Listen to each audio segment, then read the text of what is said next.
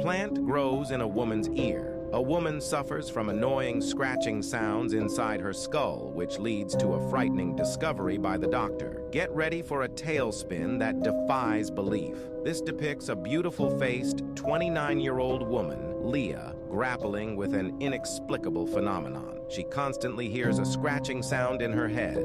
Of course, at first, everyone thought she was making it up. Despite attempts to attribute the matter to psychological factors or fatigue, the continuous scratching continues, pushing Leah to the brink of despair. With no relief in sight after a while, Alia wakes up and feels something coming out of the bottom of her. She looks in a mirror and is surprised to find a plant in the bottom of her. Her desperate mother searches for the expertise of Dr. John Aurier, famous for his talent in uncovering mysterious medical mysteries. Under Dr. Aurier's supervision, Leah's condition takes a chilling turn. The doctor makes a very strange discovery